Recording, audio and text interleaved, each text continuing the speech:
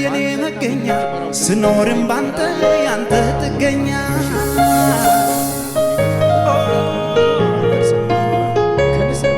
ትንፋሽን እንኳን ካንተ ተውሼ እንዳከብርበት አንተውን መልሼ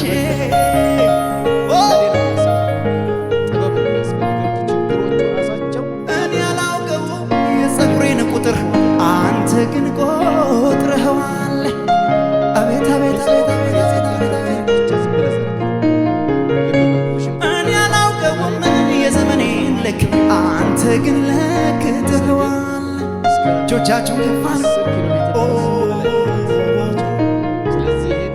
እኔማ በእኔ አልመጣሁም እኔንም እኔ አልመራውም እኔነቴን እኔ አልወሰንኩም እኔም የኔ አይደለም ወሰንክልኝ ትውልድ አገሬን ወሰንክልኝ ዘሬን ጎሳዬን ወሰንክልኝ እናት አባቴን ወሰንክልኝ እኔማ በእኔ አልመጣሁም እኔንም እኔ አልመራውም ምንነቴን እኔ አልወሰንኩም እኔም የኔ አይደለም የሕይወቴ ጌታዋ የሕይወቴ ተጠሪዋ የሕይወቴ ባለቤት እግዚአብሔር ነው በእውነት።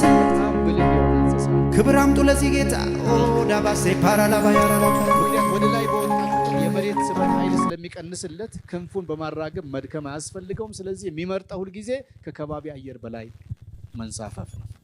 እንደ መሪ ዋናና አስፈላጊ ነገር ምን መሰላችሁ? በጊዜ ተጠቅመህ ከፍታህን ያዝ። ከምታንቀሳቀሰው ድርጅትም ሆነ ማህበረሰብ በእምነት፣ በእውቀት፣ በልምድ፣ በማስተዋል፣ በጸሎት፣ በቃሉ እውቀት፣ በስራ ትጋት ብለጣቸው። ብለጥ። አሜን። ከፍታ ላይ ወጣ። ከፍታ ላይ ወጣ። በንጽህና፣ በባህሪ መልካምነት፣ በካራክተር ሁሉ አብረው ካሉ ፒር ግሩፕም ሆነ ከበታች ካሉ ከማህበረሰቡም በልጠህ ተገኝ እንደ መሪ። ሌላው የንስር ጠባይ እዚሁ ላይ ምን መሰላችሁ? ኳሊቲው አንድ ቀን ንስር ሲያጉረመርም አትሰሙትም። የሚያጉረመርሙ እነማን ናቸው? እነ ርግብ እነዚህ መሳሰል። ንስር አያጉረመርምም። አየሩን ሲቀዝፍ ከሚሰማ ሙዚቃ ውጪ ከአፉ የሚሰማ ድምጽ የለም። እንደነ ርግብ ሲያለቃቅሱ ውሎ አያድርም። አልቃሻ ከሆኑ ምስኪን ወፎች ጋር ምንም አይነት ማህበርተኝነትና ጓደኝነት የለውም። ጥራጥሬና ትንንሽ ምግቦችን አይፈልግም። ትላትልና የበከተ እንስሳ ስጋ አይበላም። ትልልቆቹን እንስሳት አድኖ ይዞ ትኩስ ስጋ ነው የሚበላው። እንደኛ እንደ ኢትዮጵያውያን ማለት ነው። ደስ አለ የምንወደው በጣም የተወደደ ምግቡ ደግሞ ትኩስ አሳ ነው። እንደ መሪ አብረውህ የሚውሉ ሰዎችን መለየት አለብህ። ከጠጪ፣ ከሰካራም፣ ከወሬኛ፣ ከፖለቲከኛ፣ ከዘረኛ፣ ከሐሜተኛ፣ ከሰነፍ፣ ስራ ከሚወዝፍ ቅድም እንዳልነው ከዚህ ጋር ጓደኝነት ይቅርብህ። ይህም ማለት ታናናሾችን እያገለገልክ መሆኑን አትርሳ።